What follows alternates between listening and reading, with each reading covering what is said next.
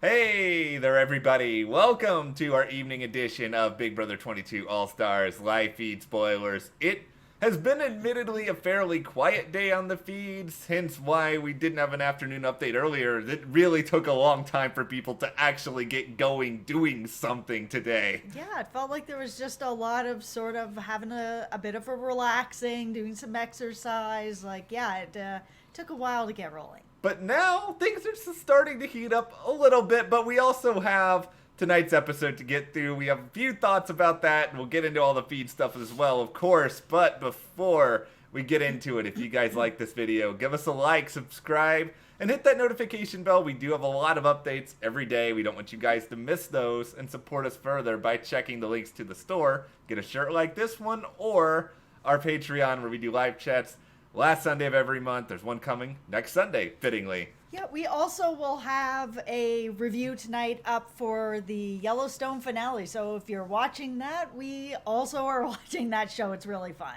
Yeah, it's a nice contrast from people yelling at each other over have-nots and shade to then people trying to kill each other on a ranch. But It's a really fun show. well, okay, so can we just start with what was to me the funniest moment of tonight's episode? It's okay, I did not like much of Memphis last week. Give me Memphis just sitting there on the floor, and this was so funny to me. It was really funny, and it was good to see that after last week, to see something that was just kind of funny like that. And poor Janelle, seeing the look on her face when she saw that time, she knew. Yeah, it's just the funniest thing is he still beat Nicole's time. It's like I don't know how long Memphis actually did that, but I want to imagine he was there for at least like 6 or 7 minutes. And did you see the look on Memphis's face too? He was just, when he saw that he beat Nicole, there was a minute there that he looked like he was sweating. Yeah, I was like, what if Memphis had won this while sitting half of it out? It would have quite possibly been one of the funniest things I've seen in recent Big Brother history. Enzo's like 4 minutes and 40 seconds was really impressive. Yeah, Enzo, if he could learn to use a bidet as well as he could do these challenges, how did you feel about having an Enzo bidet segment on the show? It was funny. I could have lived without it, but it was pretty funny. It was nice to have a laugh. It was a good... Hey, if America's Funniest Home Videos isn't airing new episodes to give us toilet humor, here comes Big Brother to save the day with an Enzo bidet segment. That's right. Also, the Janelle and Kaser montage, wasn't that just fun? It was a nice little trip down memory lane. It just feels so wholesome between them. Like, it's just so sweet and kind and nice, and just how long their friendship, and that, you know, they're like the old friends that you don't talk to for a really long time, and then you run into them, it's like no time has passed. It's really nice to see. It's like this is their high school reunion in some ways, and then you've got people who they're on this season with who were probably in like middle school when Janelle and Kaser were on the first time around.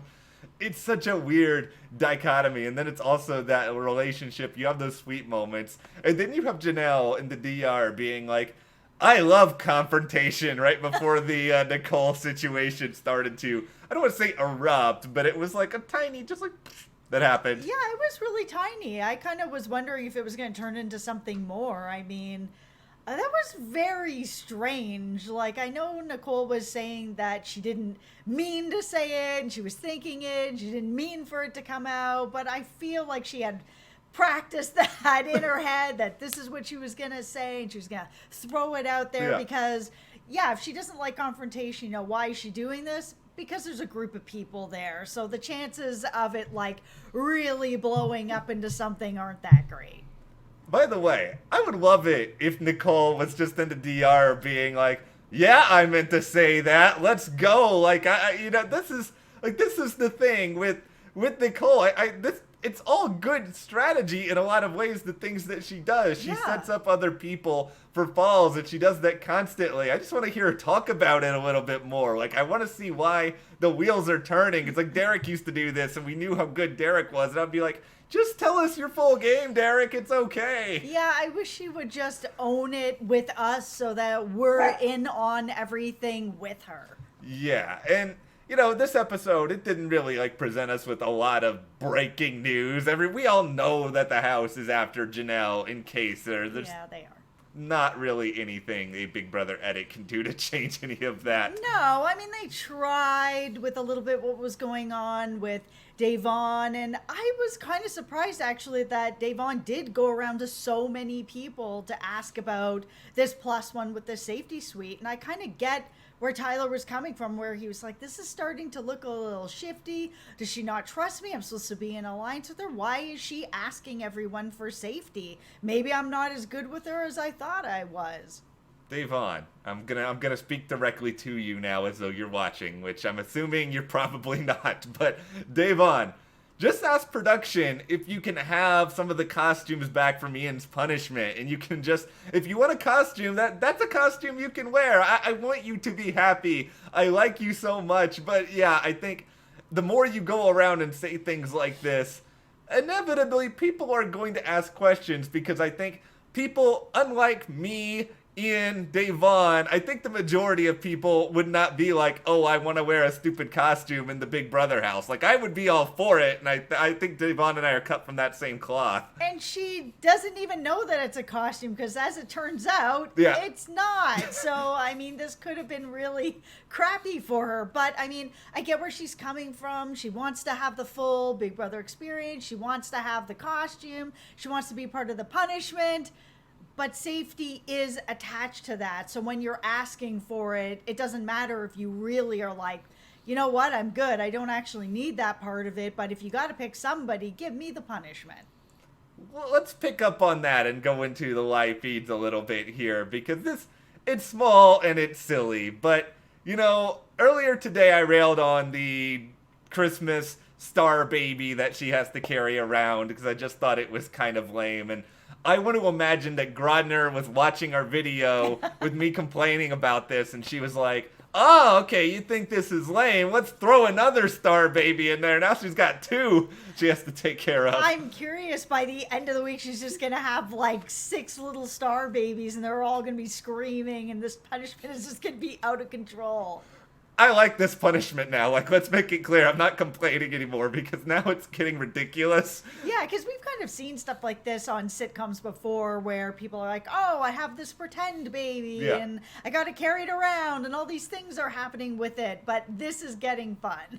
I don't necessarily want to see people in the house miserable, but I do like it when they're kind of grumpy about something. And I think Christmas was like, this is no big deal. I pretty much had like the worst injury in reality TV history. Having to take care of this baby is not going to be any big deal at all. I like that she's probably going to be at least driven up the wall slightly by this now. With everybody else. This is like the Ian situation. It's really a punishment for everybody. Yes, it is. Would you rather have Ian act out the same scene 800 times? Yes. Or, okay, so then I don't even need to get to the other option. No, if the other option is crying star baby, then I'm all in on Ian, because I think that was really fun. It was really fun. And we go from the fun to the not fun, and that is the idea of losing Janelle or Kaser. And as of this recording, not much has changed there. It still feels like Janelle is probably going. She even feels like she's going, so that's where we are. Yeah, and it's probably where we're gonna be. I mean, there are a few small cracks that are out there. The stuff with Davon seems to still be going on, where Enzo doesn't understand why Davon is upset that he didn't pick her, and people are a little bit worried. We saw that whole thing with Janelle and Kaser with Bailey and Davon all talking. Danny heard about it and went and told people. I mean, people are getting worried about Davon, but it's really early to take that shot. I heard all you people for a long time saying that this was like Big Brother 19, and I was like, no, this is different, guys. But now I'm starting to actually feel like you guys were probably right all along, because it really does feel like, because back in 19, what would happen is Paul and his minions, they would sort of focus in and demonize a target, but then they would start to like get the ground going on demonizing someone else. And it feels like right now the ambush is coming for Davon, and she can't really see it. Like seeing her in the diary room talking about how excited she was for the Slick Six. And it's just like, Davon, it's not real. This is gonna hurt you. No, I'm really worried about both Davon and Bailey because Bailey had that joke gone wrong with Nicole, and then it seems that Nicole has spoken to Bailey about it and she's apologized for sort of overreacting and stuff like that, but she's still targeted on Bailey and was like, yeah, I said what I said, but I'm still not feeling it. I'm not that happy about it. Yeah, that seems like the sort of thing that could bubble up. Nicole won't forget about it. Other people will find other problems with the two of them, and I think there's gonna be some issues there. Maybe not next week, but after Kaser, if Kaser survives, goes, maybe then there'll be trouble. Yeah, and I mean, in some ways I get it. I mean, Davon and Bailey, they're really, really close, and everybody really likes them. So that is someone that you should be threatened by. But, it's still a bit early in the game. It is, and it's also still early in the week. Like, that is the thing right now, is that, yes, it looks like Janelle is probably gone, pending some last-second production coming down from the heavens and saving her. But she's at least starting to campaign a little. We know she's not really going to campaign against Kaser. It's going to be more about what she does. She talked to Danny. She kind of hit her with a lot of the points you would expect, that women are going home left and right.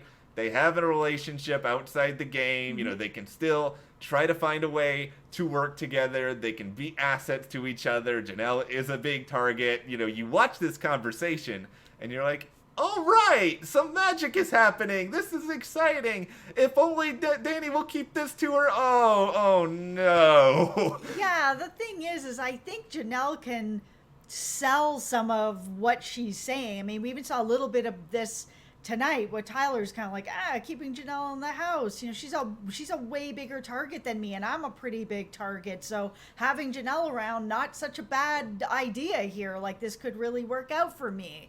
And I think other people, see that, but nobody wants to be the person that then has to sell it to the rest of the alliance or even the sub-alliances. It's a lot to have to then go back and sell to other people. So that's where I think the communication's just going to break down. I think Janelle's got some good points that she's making, and I think people want to buy it, but they just can't because there's too many people that would have to buy it.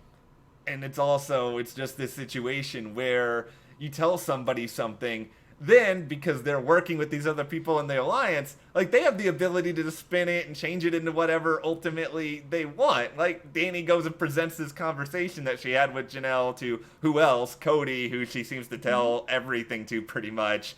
And it doesn't feel like tonally her explanation of it is the same as what Janelle gave her. And it's like, even if one of these bros is like, you know what, Janelle, she's going to help keep me safe later, like you said, they're going to be so worried that everybody else in that alliance is going to be like, well, guess who I don't trust anymore? It's you. Congratulations. Yeah, for sure. I mean, and I could understand in a lot of ways how that could happen. Like, it would take a very long play for someone to really be able to sell this.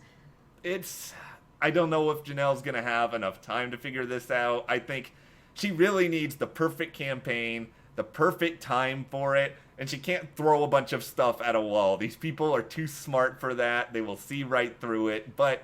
Yeah, because her campaign is going to be not really about Cody don't use the veto. Like, that's going to happen. It's going to be, they're not coming off the block. So it really is going to be a slow ride into maybe being able to sell herself and save herself.